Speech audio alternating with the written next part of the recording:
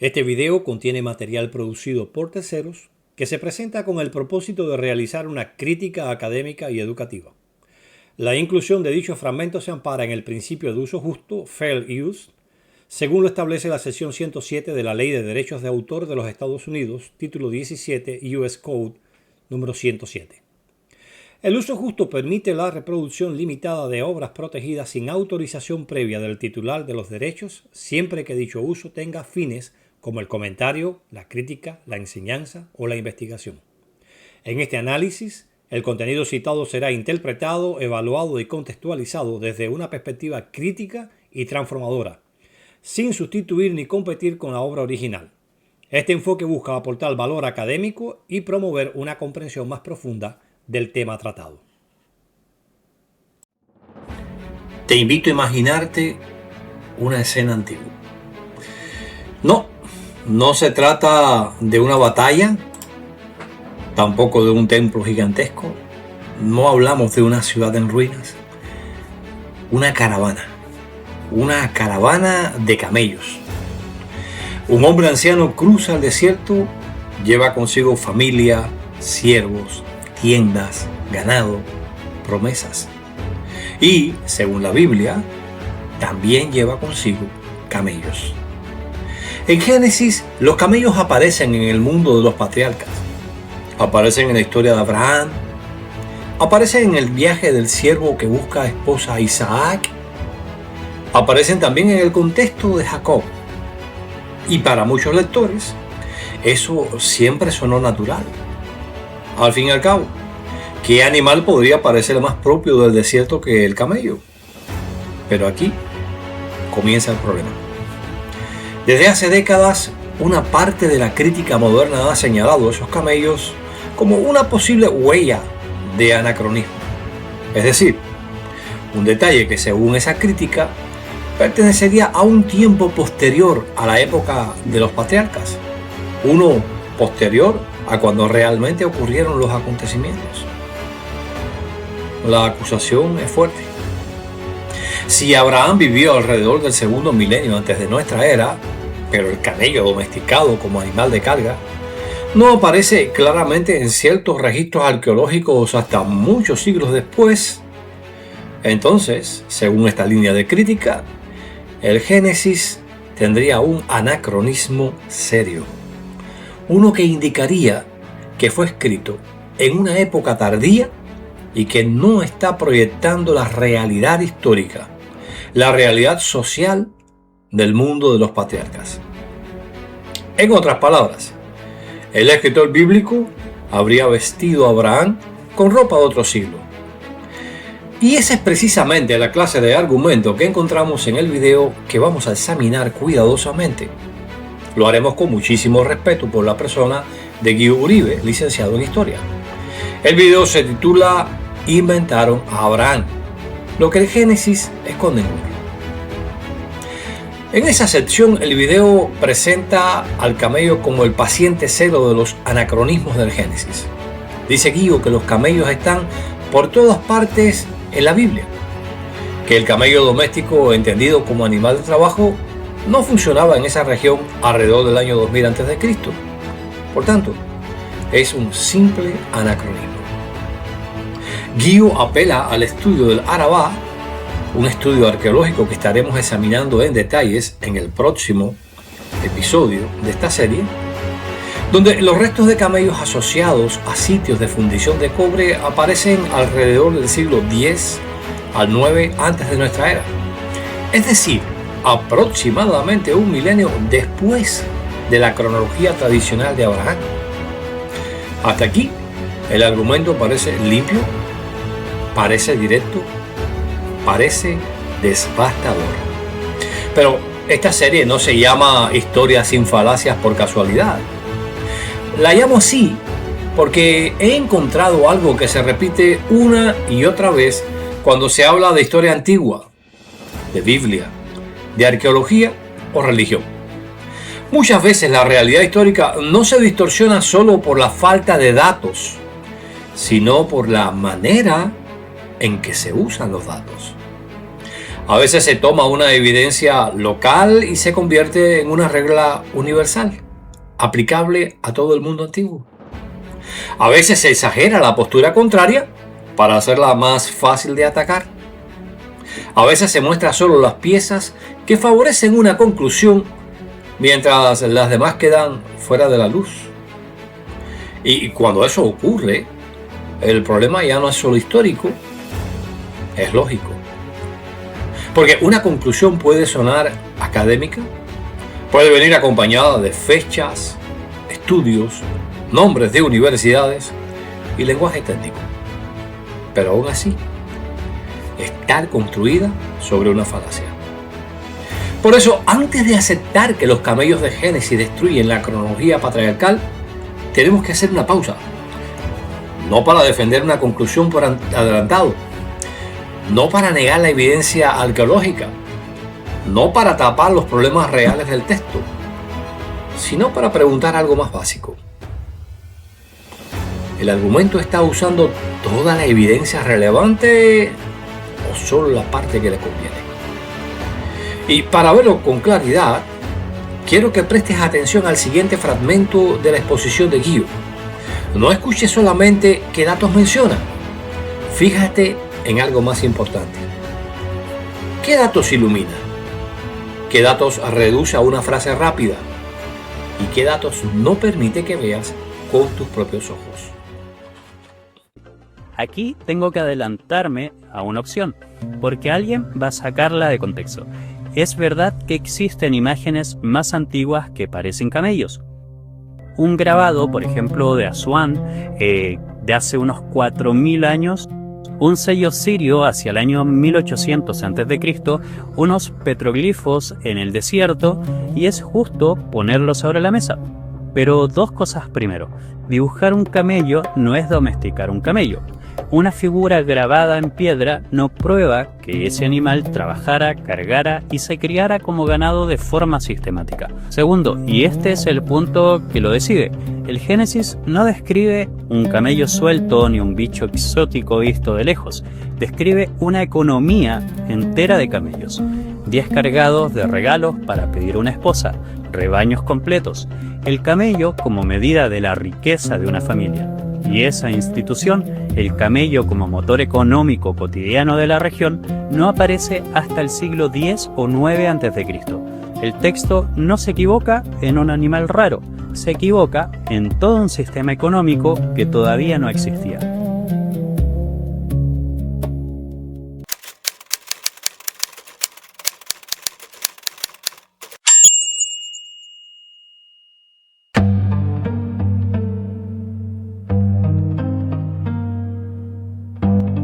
Antes de que comencemos a examinar en detalle por qué digo que la presentación que Guío ha hecho es una falacia de cherry picking, permíteme explicarte algunos detalles importantes. Si en algún momento has aprendido que la mentira está compuesta de datos falsos, no es cierto. En realidad, una mentira puede tener datos que son verdaderos. Pero entonces, ¿qué la convierte en mentira? Lo que la convierte en mentira es el hecho simple y llano de que la persona que está haciendo la exposición no presenta todos los datos relevantes al caso. Es como pueden ver ustedes ahí en pantalla. Esa mesa repleta de objetos arqueológicos relacionados con el tema precisamente que nos ocupa. Observen la zona que está iluminada. Ahí se han concentrado los elementos que al individuo que quiere mostrar estos detalles le convienen. Los demás se dejan totalmente en oscuridad. Y esto es una manera metodológica incorrecta de presentar información y es una manera cejada conocida como la falacia de cherry picking, que ocurre cuando alguien selecciona únicamente las piezas de información que apoyan su punto de vista, mientras omite aquellas que lo complican o lo contradicen. Sí, eso puede parecer académico, puede incluso venir acompañado de libros, artículos académicos, objetos arqueológicos e incluso un lenguaje técnico muy bueno. Pero si la evidencia relevante queda fuera, la reconstrucción histórica queda incompleta. En el caso que estamos examinando, el autor presenta ciertas piezas para sostener que los camellos no existieron tempranamente en el contexto bíblico que estamos discutiendo. Pero, ¿sabe qué? El problema es que deja fuera evidencia necesaria para evaluar el cuadro completo. Y es aquí la pregunta que usted y yo necesitamos hacernos, como personas que piensan por sí mismos. ¿Estamos viendo la historia completa o solo una vitrina cuidadosamente iluminada que pretende resaltar aquellos objetos que están dando soporte a la reconstrucción histórica que se nos está presentando? Un investigador serio no pregunta ¿qué datos apoyan mi conclusión? Más bien pregunta ¿qué datos existen? ¿Qué peso tiene cada uno? ¿Cuáles son sus límites? ¿Y cómo encajan todos juntos? Si una pieza es débil, entonces explica por qué. Si la evidencia es ambigua, lo reconoce con honestidad, pero no manda de castigo a la evidencia, a la oscuridad, como si fuera un criminal al cual no deberíamos escuchar. No, le da la oportunidad de tener voz propia y de presentar la información imparcialmente. Porque cuando se está ocultando evidencia relevante, como vamos a ver, ya no estamos ante la reconstrucción histórica rigurosa, estamos ante una selección y presentación sesgada. Y eso es exactamente lo que vamos a examinar. Ahora que entendemos la falacia de cherry picking, veamos qué se le quedó a Guio fuera de la luz. Es importante entender que la falacia de cherry picking utilizada por nuestro amigo Guio consiste principalmente en mencionar los elementos que sustentan su punto de vista, pero que desafortunadamente no son todos los elementos. Y digo desafortunadamente porque uno esperaría que alguien que está tratando de presentar una información sea completamente honesto y transparente y no solamente menciona aquellos datos que le favorecen. Es cierto, él habla de ciertas figuras de camellos, petroglifos, como el Doazón, pero sin embargo lo interesante es que Guido no los presenta. No sé si se debe a que sencillamente no ha investigado el asunto a fondo y solamente ha recolectado información en fuentes contrarias a la Biblia sin hacer una investigación seria del asunto. Lo cierto es, y tenemos que decir esto, aunque en un momento determinado pueda lastimar a alguien, lo cierto es que las piezas que él descarta rápidamente, que menciona en un momento, pero que no presenta, son vitales para entender que el relato de Génesis realmente es exacto en sentido histórico. Y por eso en este canal vamos a dar respuesta por medio de presentar esos datos. Pero antes de que podamos presentar esos datos propiamente y mostrar así que hay una falacia de cherry picking, necesitamos entender elementos esenciales históricos sobre el camello que les invito a analizar conmigo, porque son elementos que van a ampliar nuestra cultura general, van a ayudarnos a comprender qué es realmente lo que está relacionado con este tema, los detalles esenciales, el marco conceptual general, así también como estudios recientes con relación al camello que ponen el camello en el tiempo de Abraham. No me lo crea a mí, simplemente continúe conmigo, observe por usted mismo la evidencia.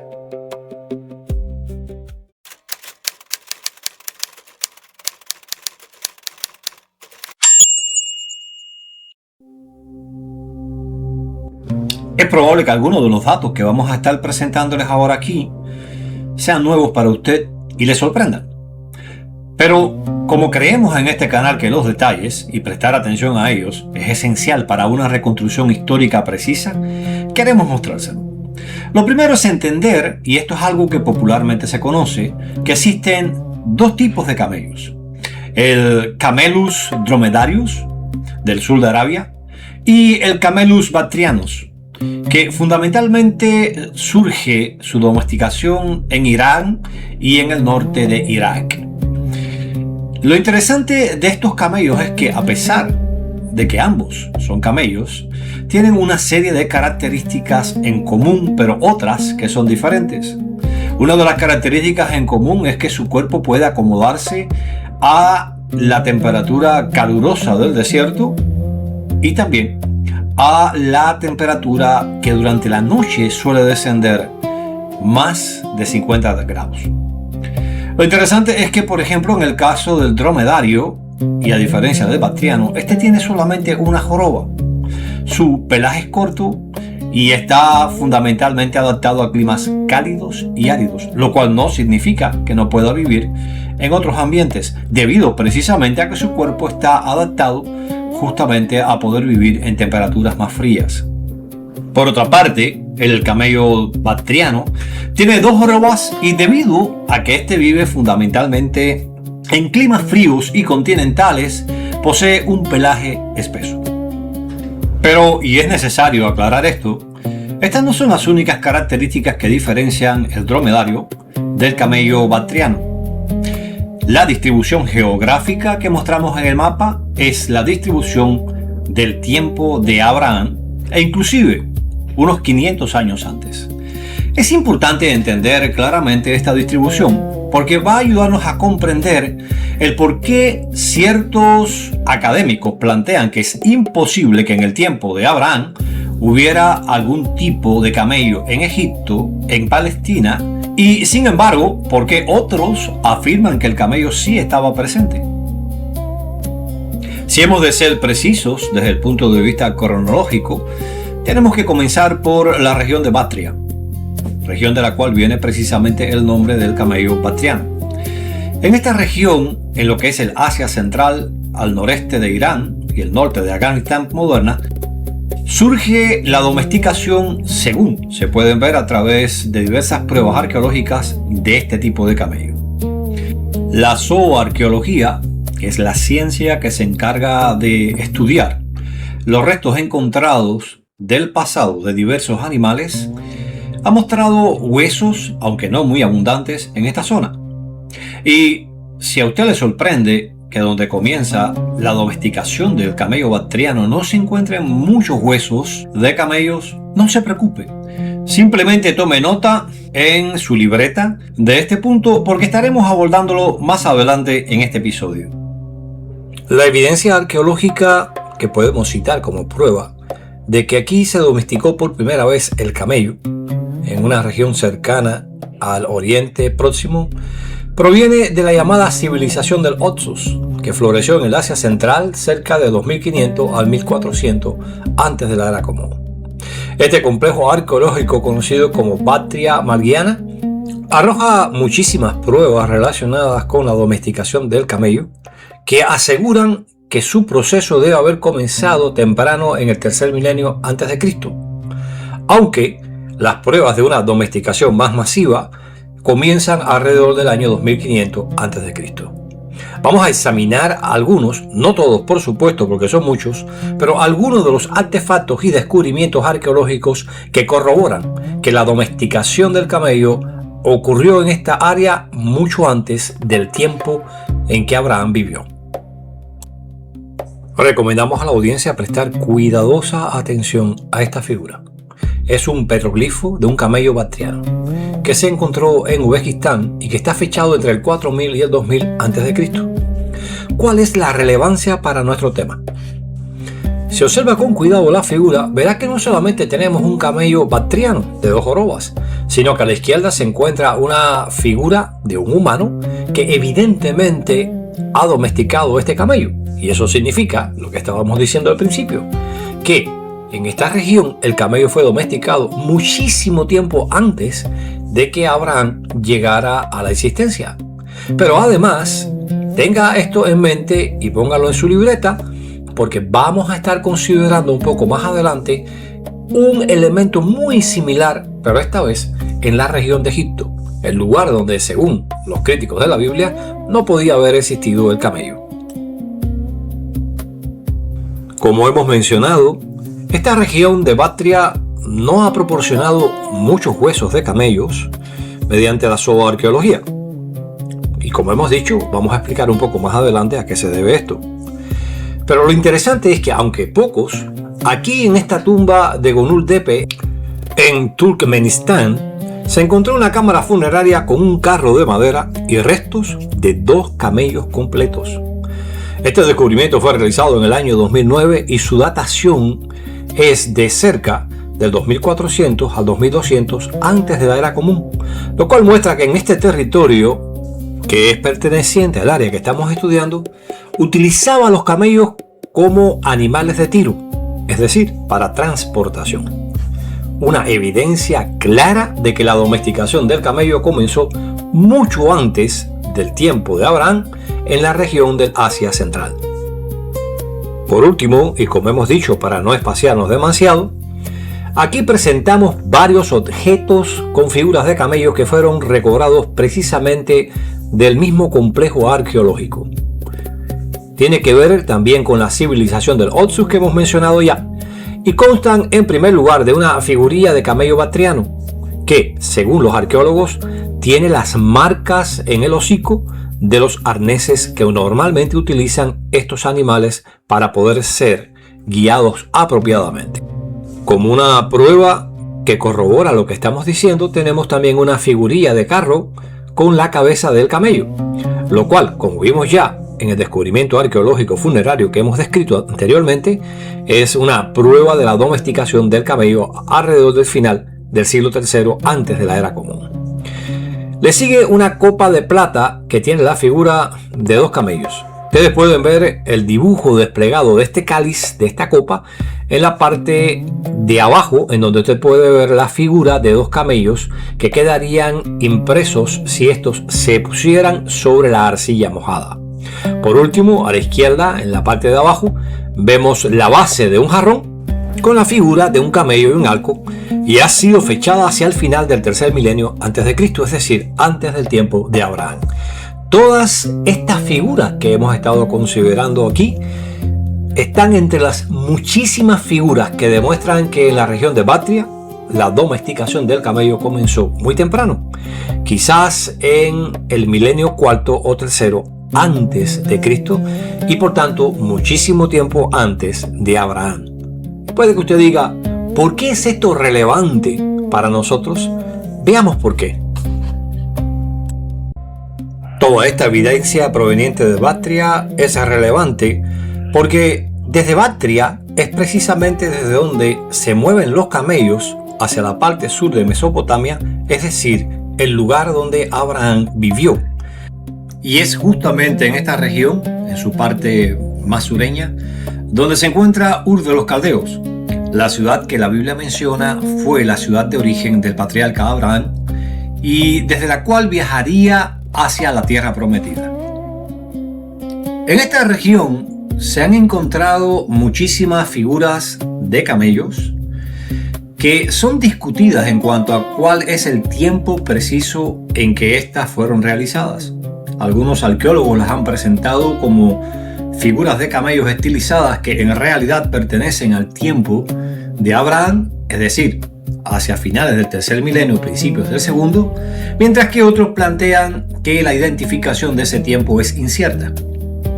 Es debido a esta incertidumbre en cuanto a las fechas de estas estatuillas de camellos que no vamos a basar nuestro análisis y la presentación de las pruebas de la domesticación temprana del camello en tiempo de Abraham en Mesopotamia en ellas, sino que vamos a estar más bien considerando con ustedes pruebas que provienen de la civilización humana más antigua que se conoce, la civilización de Sumeria, que estaba enclavada justamente en el mismo lugar donde Abraham vivió.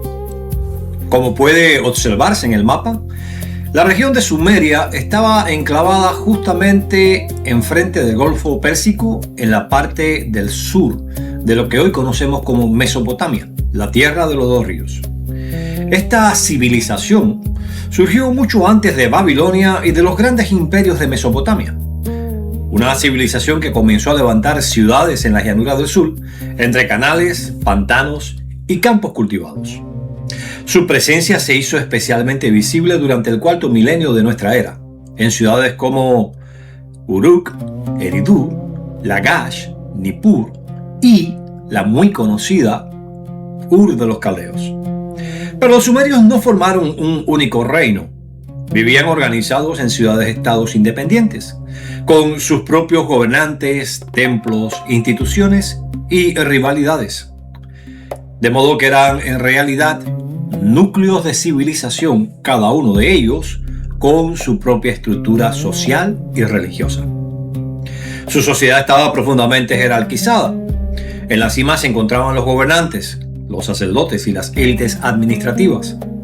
Después venían los escribas, comerciantes y artesanos. En la base estaban los agricultores, trabajadores independientes y, por supuesto, los esclavos. El templo y el palacio controlaban tierras, cosechas, mano de obra y tributos. Y casi todo debía quedar registrado. El poder político sumerio alcanzó una de sus últimas grandes etapas con la tercera dinastía de Ur, entre aproximadamente el 2112 y el 2004 antes de nuestra era, es decir, muy poco tiempo antes de la existencia de Abraham según la Biblia. Sin embargo, su lengua sobrevivió mucho más que sus reinos. El sumerio era una lengua aislada, de la cual no se conoce parentesco demostrado con ninguna otra lengua conocida. Durante siglos coexistió con el acadio, una lengua que provenía de la rama semítica, emparentada con el hebreo y el arameo. Hacia el final del tercer milenio y comienzos del segundo, el acadio fue imponiéndose en la vida cotidiana y en buena parte en la administración. Sin embargo, a pesar de ello, el sumerio no desapareció. Llegó a ser como el latín en la Edad Media, una especie de lengua culta, una lengua religiosa y escolar. La pregunta ahora que tenemos que contestar es: ¿y cómo se transmitía una escritura tan compleja, que se había desarrollado con signos en forma de cuña, por la cual se le conoce como escritura cuneiforme?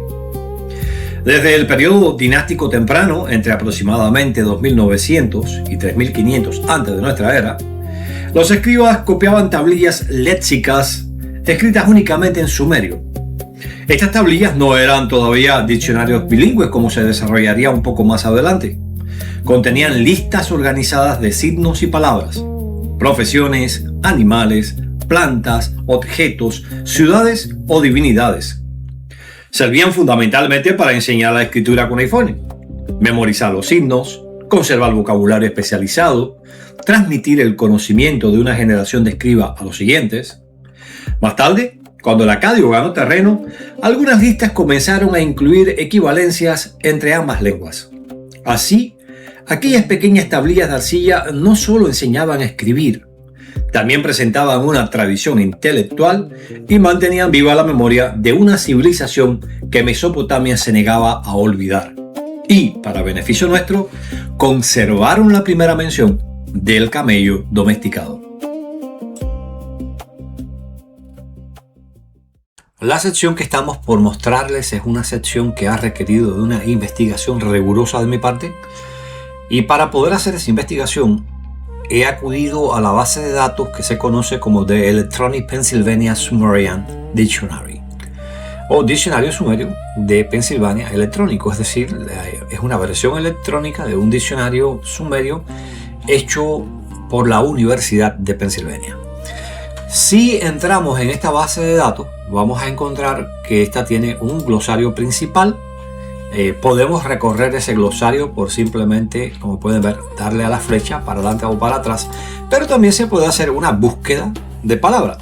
Les voy a anticipar que la palabra sumeria más utilizada para camello es Amsi-Arran. Esta palabra significa literalmente elefante del camino. Y puede que usted diga, bueno, pero ¿cómo van a utilizar la palabra elefante, Amsi, para el camello? La razón es sencilla. El camello, recordemos que no se domesticó en Babilonia, no era un animal oriundo de Babilonia, sino que viene de Bactria. Por tanto, hay necesidad de crear una palabra, y la palabra sí en lo que es el sumerio significa una protuberancia, como puede ser un cuerno, por ejemplo, o una joroba en el caso del camello.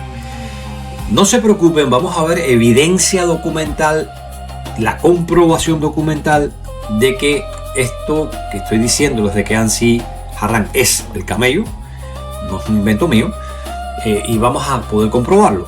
Vamos a, de hecho, a buscar aquí Amsi-Arran, y como pueden ver, la Universidad de Pensilvania nos da una definición de Amsi-Arran como camello. Es utilizada en la dinastía temprana 3A, es utilizada en la época paleo-babilónica, es decir, la época babilónica más antigua, la Asiria, la nueva Asiria y la nueva babilónica. Quiero explicarles que se utilizan varias palabras relacionadas entre sí, de hecho básicamente la misma palabra excepto una, como Ansiharán, Ansiharán, Ansiharranú, Ansikaskal Anna. Esta es la que es diferente y vamos a ver en su momento qué significa. Y la palabra Harran, que yo les sugiero que guarden en mente, tomen una nota si quieren en su libreta, en su cuaderno, porque esta palabra es el nombre precisamente de la ciudad hacia la cual se dirigió Abraham desde Ur de los Caldeos. Y es interesante porque la palabra significa simplemente camino, caravana, pero es traducida al acadio desde el sumerio como camello, Ibilú. Y eso lo vamos a ver. Ibilú es la traducción que se da desde el sumerio hacia lo que es el acadio y vamos a poder ver la prueba de ello. ¿Cómo he hallado yo los documentos? Bueno, es fácil. Entré a lo que es la sección para camello, Ansiharran. De hecho, les voy a decir, miren, si ustedes escriben simplemente aquí camel, o sea, camello, les va a dar aquí las distintas palabras que se utilizan como gurgur, gammar, en el neoasirio, el Ansiharran, que bueno, como les he dicho, tiene que ver con estas épocas tempranas. El Ansikurak, que significa literalmente el elefante de las montañas. Bueno, y todas estas que ustedes ven aquí. Nos estamos concentrando en el Ansiharran porque eso es la palabra que se utiliza alrededor del tiempo de Abraham. Entonces, cuando usted le da a esa palabra, igual va a poder entrar a la misma entrada que yo les muestro a ustedes. Ahora, si yo quiero saber, por ejemplo, yo voy a poner el ejemplo, yo quiero ver dónde se utiliza en lo que es la dinastía temprana 3A. Quiero recordarles que lo que hemos encontrado de estas culturas no es toda la documentación que ellos pudieron haber producido, sino la que se ha descubierto, la que se ha excavado. Eso no significa que no se mencionen otros documentos, simplemente que no los tenemos. Cuando damos clic sobre esa sección, vamos a ver que fue encontrado en Churupak, que se encuentra en Babilonia, justamente en Sumeria, y este es el documento en el que aparece. Van a poder ver los distintos animales que se mencionan en esta lista.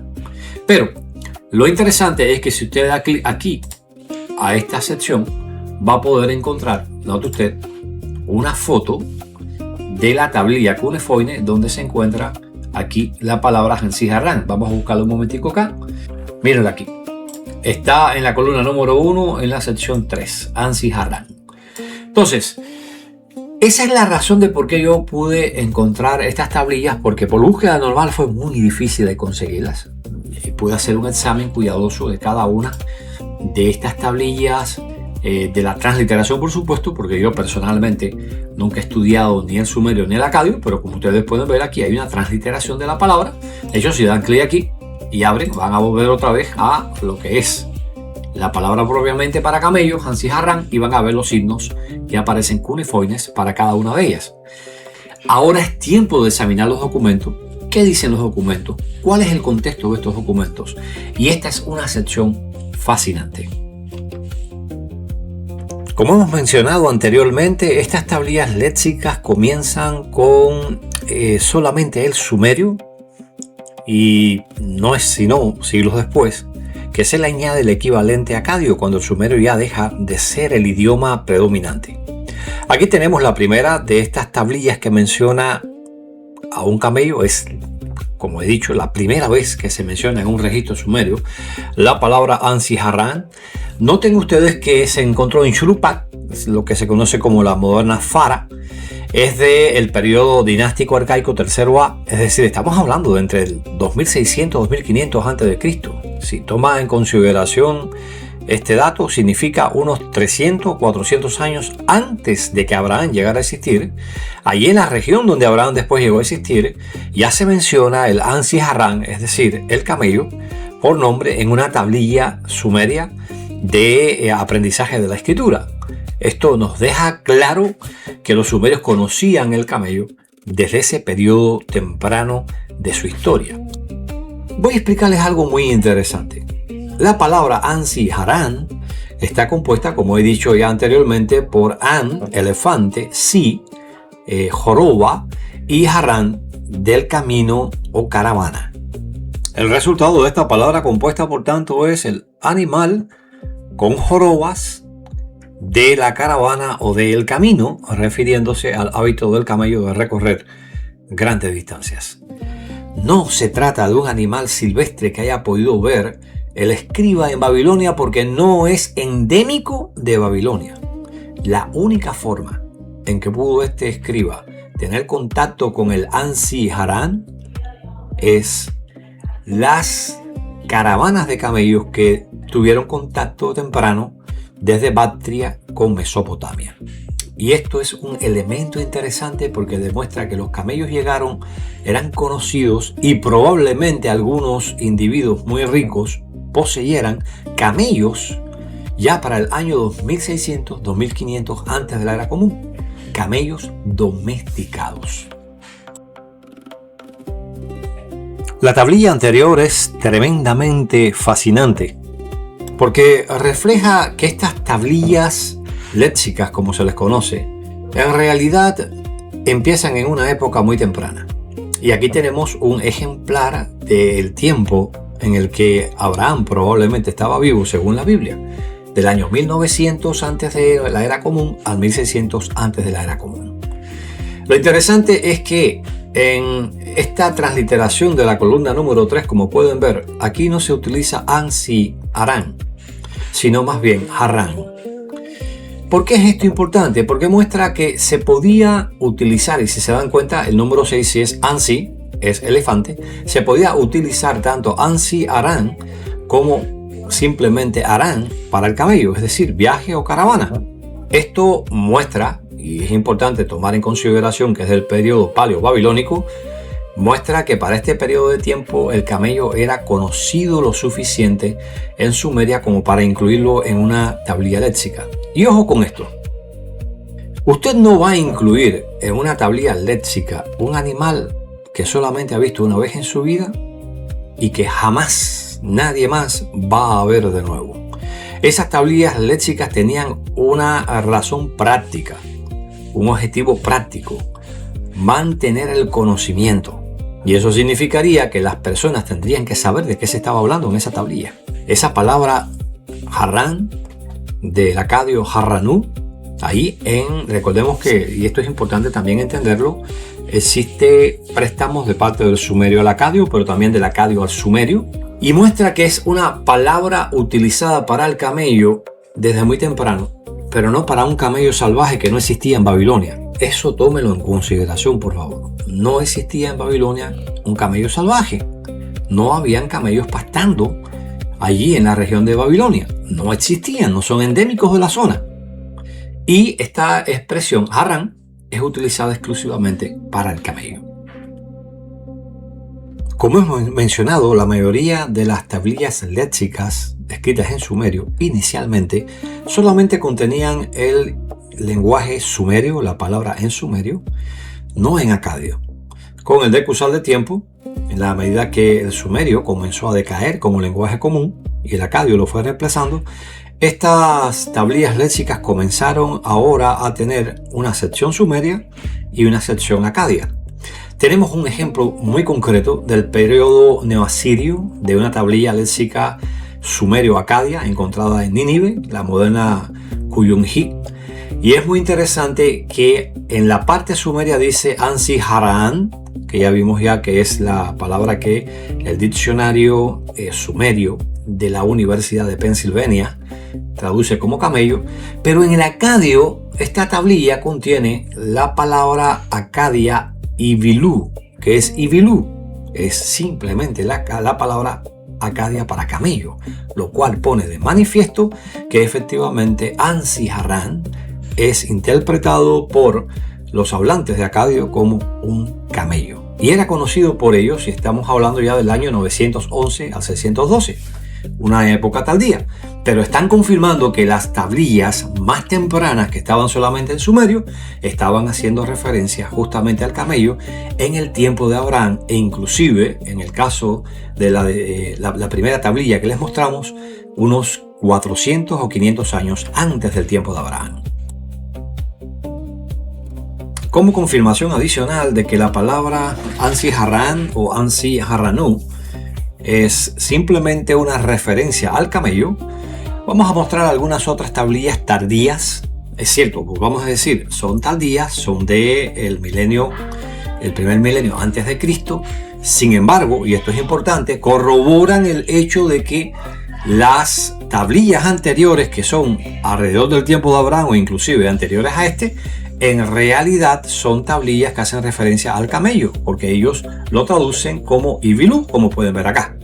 Como ustedes pueden notar, esta es una tablilla léxica que es sumerio-acadia también. Es encontrada en la ciudad de Asur, la moderna Kalat Shelkat. Es alrededor del año 911 al 612. Y Ansi Harranu es traducido por Ibilú.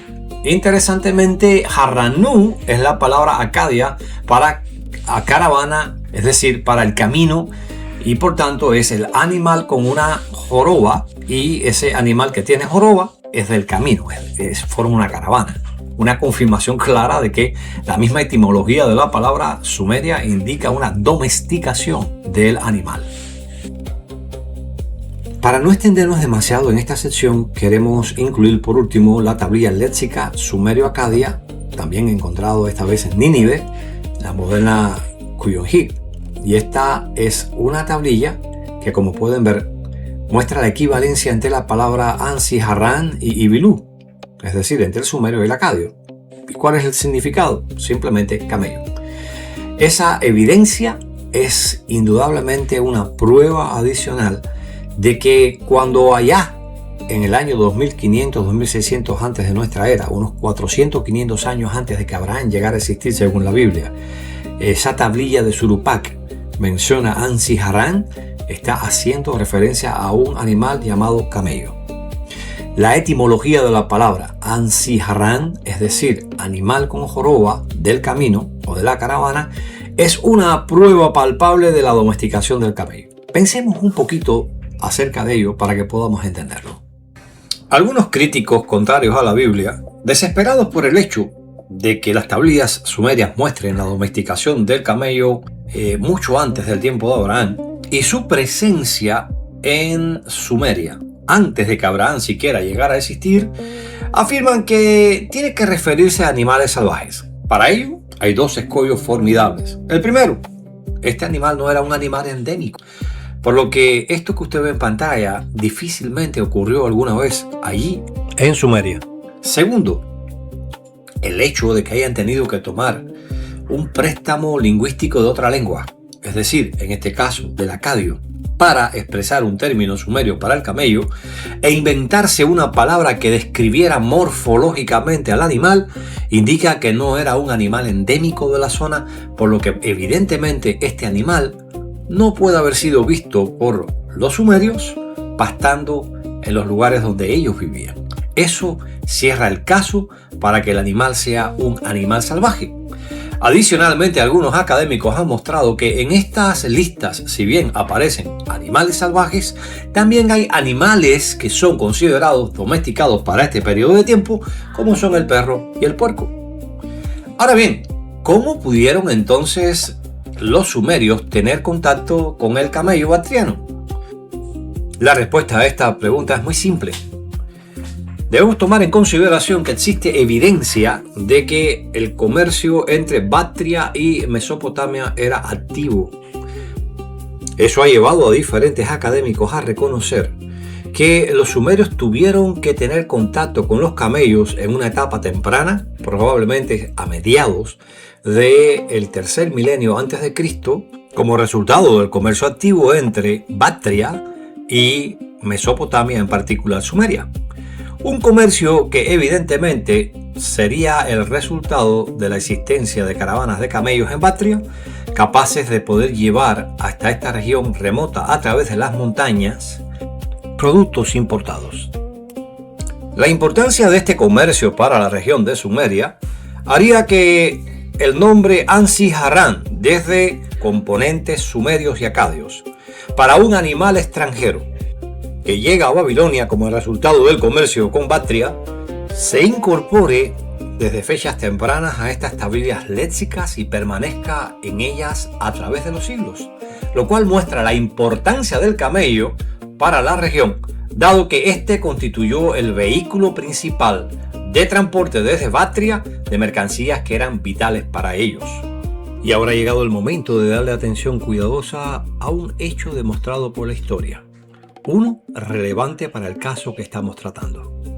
El hecho de que efectivamente el camello no solamente era conocido, sino que probablemente haya sido adquirido por personas ricas e influyentes de la región de Sumeria desde fechas tempranas.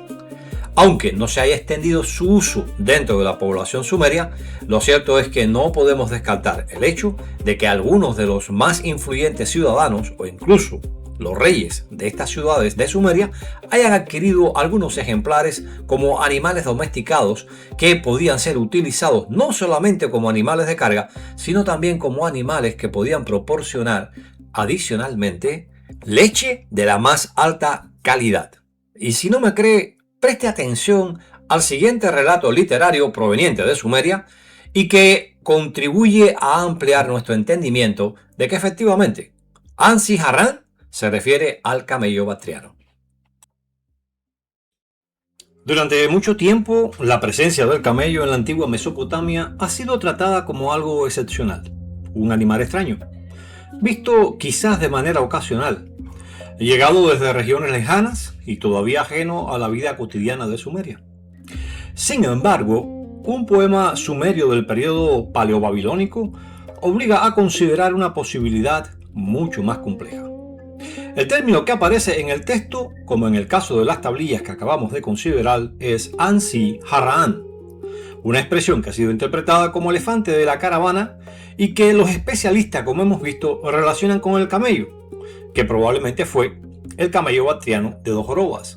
Como vimos también en las tablillas sumerio-acadias, el término afín para Ansi-Harran es Ibilú, que es el término acadio para camello.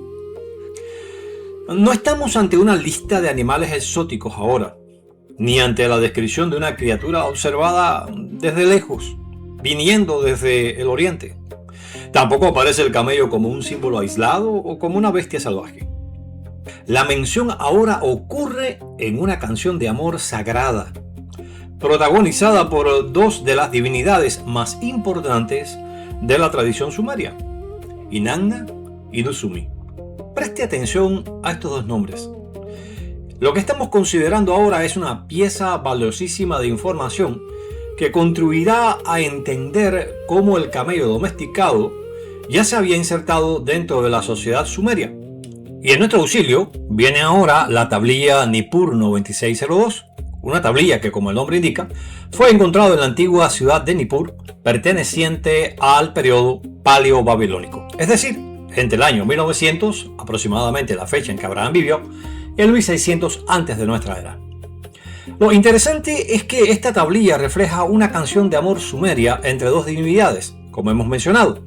En ella se relata cómo Inanna, diosa del amor, la sexualidad y la fertilidad, y del poder real, se dirige a Dusumi, su esposo divino.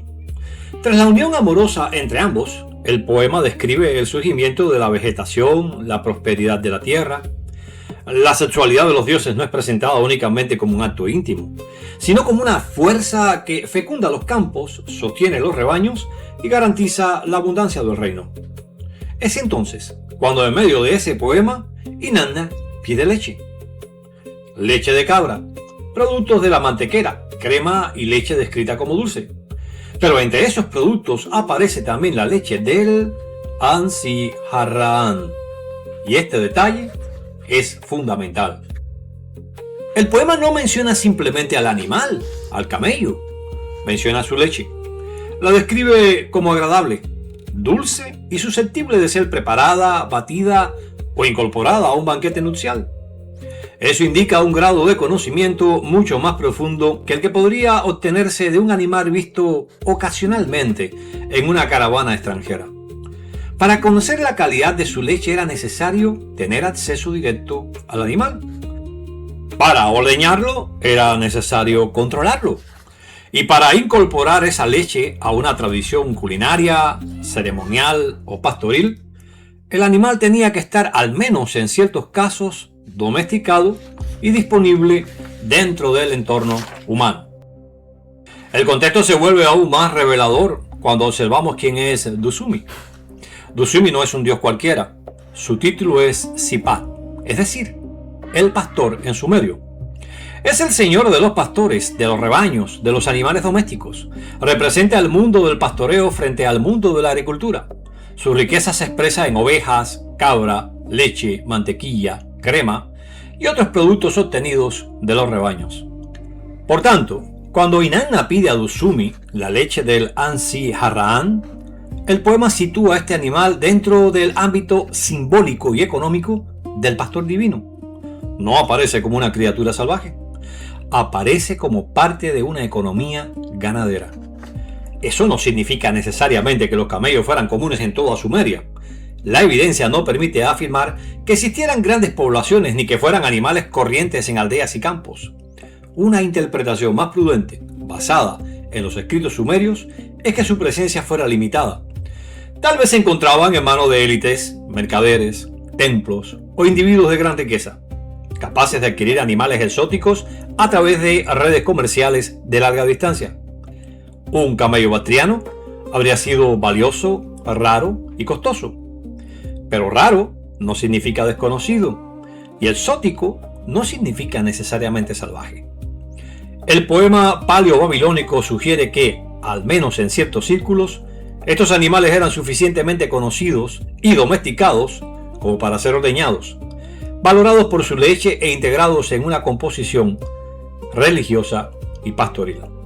Por eso, la mención de Ansi Harraan no debe entenderse simplemente como el recuerdo de un animal visto pasar por Babilonia.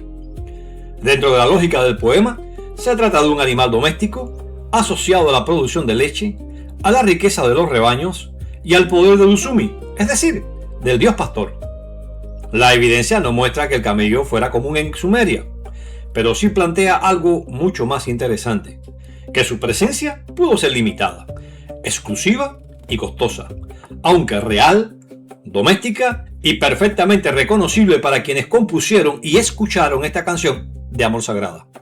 Y todo esto dentro del mismo periodo de tiempo que la Biblia asigna a la partida de Abraham desde Ur de los Caldeos, es decir, desde Sumeria a Harán. Examinemos más a fondo lo que esto implica.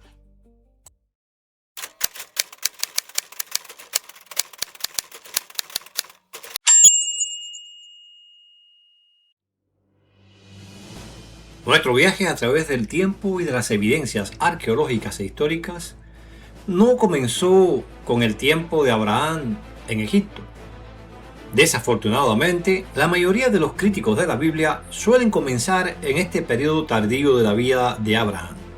Sin embargo, hemos preferido comenzar analizando qué es lo que realmente se encuentra en la historia de la domesticación del camello, porque si este no fue domesticado en ningún periodo de tiempo anterior al de Abraham, obviamente nunca este pudo ser propietario de los mismos.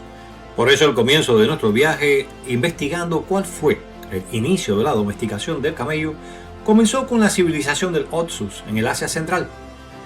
Esta civilización domesticó al camello, al parecer, alrededor del principio del tercer milenio, quizás hacia el final del cuarto, y su masivización del uso del camello bactriano como animal de tiro y probablemente como animal de comercio ya estaba bien establecida para los años 2500 antes de nuestra era, es decir, unos 500 años antes del tiempo de Abraham.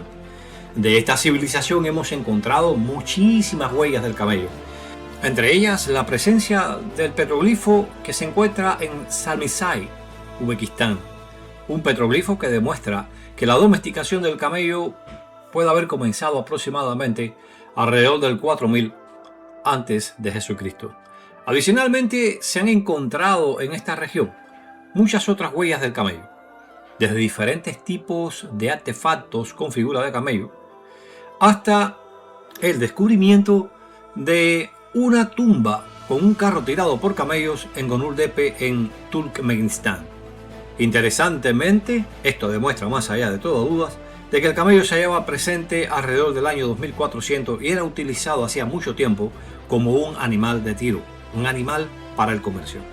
Y dado que hemos mencionado nuevamente la presencia de estos dos esqueletos de camellos, necesitamos dar la respuesta que hemos prometido dar hacia el final de este programa. ¿Por qué razón hay escasez de huesos de camellos en los asentamientos humanos?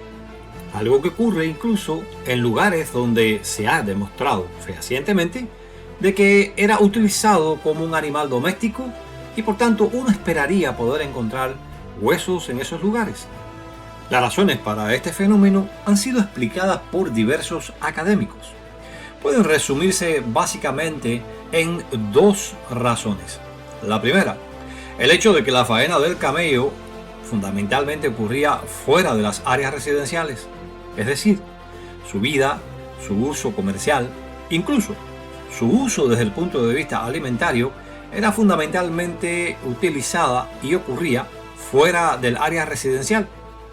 Esto hace que obviamente los restos del camello no aparezcan con tanta frecuencia como uno esperaría.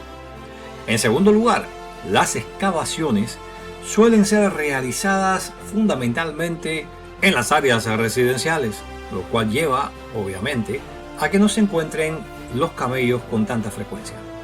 No es mi opinión personal. Esto es lo que dos académicos que han escrito un libro justamente sobre el camello en el mundo bíblico y del cual hemos tomado muchísimas de nuestras referencias para estos programas, han mencionado al respecto. Veamos el punto. En el libro Camels in the Bible World de los autores Martin Haid y Horace Peter, ambos mencionan de manera muy clara, en primer lugar en la página 19 y después en la página 27, las razones que hemos mencionado. Por ejemplo, ellos dicen, desafortunadamente, dado que la alimentación y la explotación humana de los camellos, incluido su uso para el trabajo, así como su sacrificio, tienen lugar principalmente fuera del área residencial propiamente dicha. Las primeras interacciones entre humanos y camellos pueden simplemente pasar inadvertidas. Ya que la arqueología del suroeste y de Asia Central suele centrarse en las áreas residenciales, por el momento no conocemos sitios que ilustren de manera convincente el manejo inicial y la domesticación de los camellos. Pero los restos óseos hallados en contextos situados fuera del presunto rango geográfico del ancestro silvestre respectivo proporcionan un términos ante quem, criterios adicionales para evidenciar la intervención humana, y el estatus doméstico incluyen una reducción del tamaño corporal y diferencias en la proporción de sexos y en los perfiles demográficos, aunque estos parámetros no representan necesariamente marcadores de la domesticación inicial, pero sí pueden ayudar a enmarcar el proceso en términos espacios temporales. En la página 27, ellos dicen de una manera muy clara: por varias razones, rastrear la historia temprana de la explotación del camello en el Asia Central y en el suroeste, a partir de restos óseos, enfrenta limitaciones.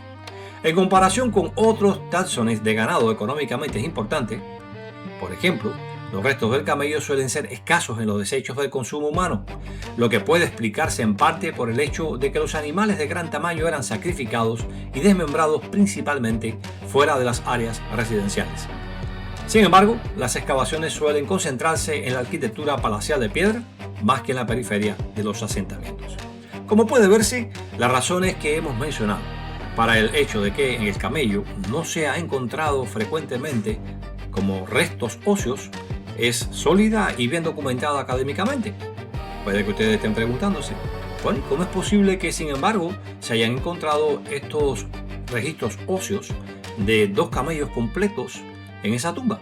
La razón es porque en este caso se trata de una tumba, es decir, un sacrificio que se hace a un rey o a una persona importante, y en la cual se sacrifican precisamente y se guardan junto con ellos para el uso en el más allá de sus más valiosos activos, y en este caso los camellos eran considerados como animales de gran valor en la región de Bactria. Nuestro análisis de la domesticación del camello en esta región nos ha permitido poder explorar un aspecto que los críticos de la Biblia jamás mencionan, y es la respuesta a la pregunta: ¿existía el camello domesticado antes de que Abraham pudiera llegar a la existencia? La respuesta que ofrece el registro arqueológico es contundente, y esa respuesta es un rotundo sí. mucho antes de que Abraham llegara a la existencia, llegara a la vida, naciera en Ur de los Caldeos según la Biblia, el registro arqueológico muestra convincentemente que en la región de Bactria habían camellos domesticados por entre 500 y 1000 años antes de la existencia de Abraham.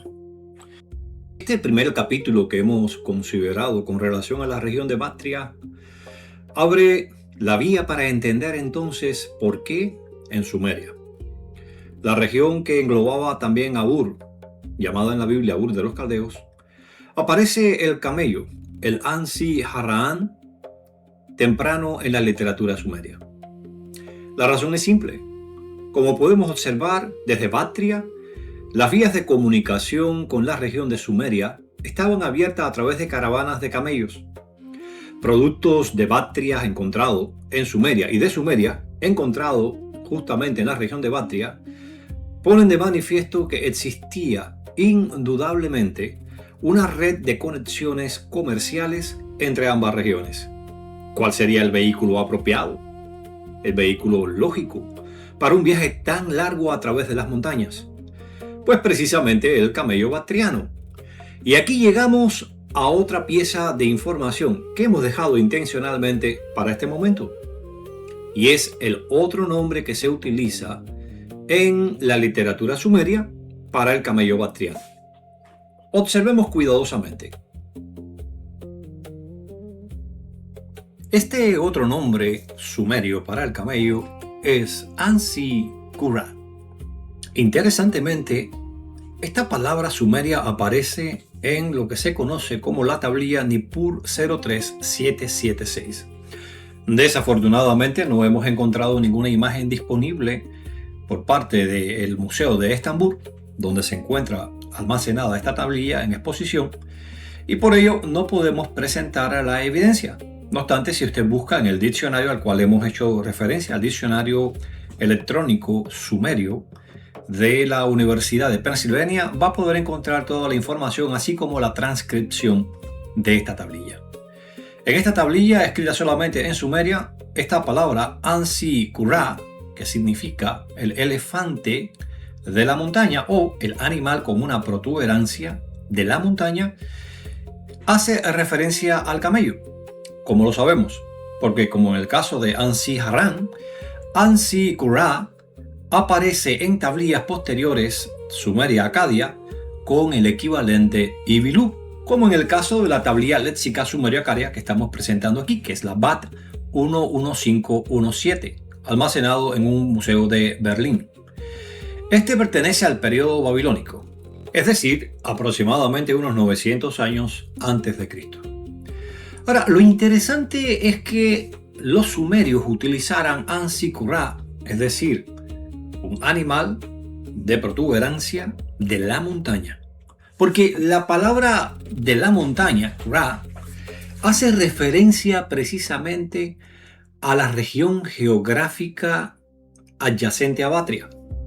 La topografía que se interpone entre la región de Bactria y la región de Sumer, como ustedes pueden observar, es montañosa. Por eso la mención de el elefante de la montaña, es decir, un término sumerio descriptivo para el camello, es curiosa, porque pone de relieve que este animal es conocido por los sumerios tempranamente, precisamente por provenir de la región de Bactria.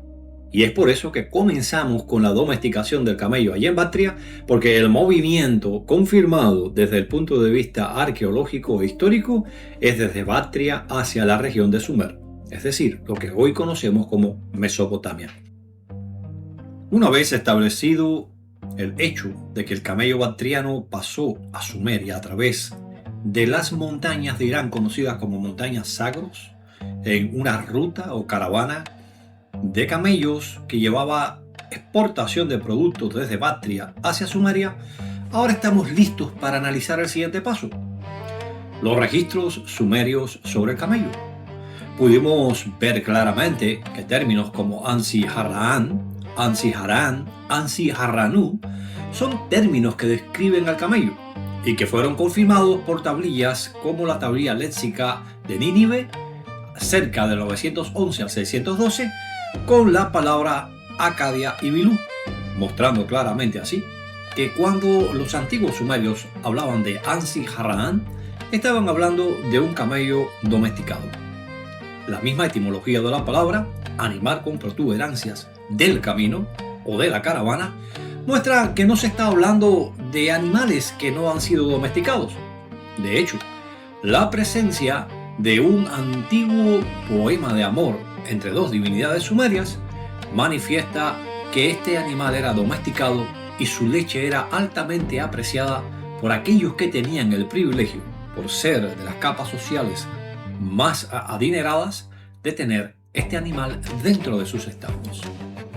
Estos dos hechos, la domesticación temprana del camello en Bactria, su traslado desde Bactria hacia Sumeria, específicamente a la región en donde Abraham nació, mucho antes de que él siquiera hubiera nacido, es una confirmación de que hablar de anacronismo en cuanto a camellos en el tiempo de Abraham no es completamente exacto y pierde de vista numerosos elementos históricos y arqueológicos que hacen que ambos, Abraham y el camello, confluyan en la región sur de Mesopotamia.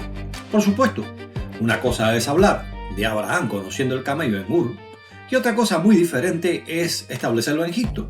Por eso tendremos un segundo episodio que estará analizando este tema cuidadosamente. Sin embargo, lo que queremos que usted hoy tenga presente y deje claro en su mente es esto. Abraham convivió en la misma época y en el mismo lugar con el camello bactriano. Era conocedor indudablemente de estos animales que llegarían desde Bactria en caravanas, pero que además convivían en la sociedad sumeria y eran utilizados como fuente de alimento. Y ahora que hemos hecho que el camello y Abraham se conozcan en Ur de los Caldeos, justo alrededor del año 2000 antes de nuestra era, la pregunta es la siguiente. ¿Considera usted que en realidad Guío y los críticos de la Biblia presentan todos los datos pertinentes a este tema? ¿Por qué suelen ocultar esta historia temprana de encuentro entre Abraham y el camello en la región geográfica donde la Biblia dice que él nació? Esta es, entre otras, la razón por la cual he dicho desde un principio del programa que Guío y aquellos que critican la Biblia en cuanto al camello y su historicidad en el libro de Génesis utilizan la falacia de cherry picking. Toman ciertos elementos fundamentalmente tardíos de la vida de Abraham, pasando por alto todo lo que hemos expuesto aquí. Pero además de eso, en el próximo episodio estaremos viendo cómo en su movimiento desde Ur de los Caldeos hacia Harán, aporta otros elementos históricos, arqueológicos, que demuestran que efectivamente en esta zona, en esta ciudad, llamada justamente por el nombre que se le asigna en Sumeria al camello, Harán, existen evidencias de que el camello era conocido y utilizado como animal de carga, lo cual establece un segundo paso del viaje de Abraham dentro de la historia, dentro de una serie de acontecimientos que permite entender el último paso que ubica a Abraham y a los camellos en la tierra de Egipto. No se pierda el próximo episodio, porque en el próximo episodio estaremos analizando justamente el punto de vista que los críticos de la Biblia presentan, cómo utilizan otras falacias argumentales, intentando de ese modo tratar de demostrar que la Biblia no es históricamente confiable. Y una vez que hemos llegado hasta aquí en nuestro viaje por la historia, una reflexión. No permita nunca que el peso de la aparente discrepancia entre la Biblia y la historia le convenzan de que esta en realidad no es un libro histórico. Como cualquier otro registro antiguo, merece la oportunidad de expresar por sí misma lo que es la realidad histórica de su momento. Es esencial que no nos dejemos apabullar por la academia y los títulos que alguien en un momento determinado, como parte de ese mundo académico, intenta imponer como una falacia de autoridad para demostrar que en realidad los relatos bíblicos son mitológicos. Como hemos visto en nuestro examen de hoy, cuando se indaga, cuando se interroga, cuando se le permite a las pruebas dar su testimonio de viva voz, el resultado es sorprendente. Sitúa a Abraham dentro de una realidad histórica, contextual, social, que en realidad corresponde con el relato bíblico. Y eso mismo ocurrirá en el próximo episodio, donde seguiremos aprendiendo a interpretar la historia sin falacias.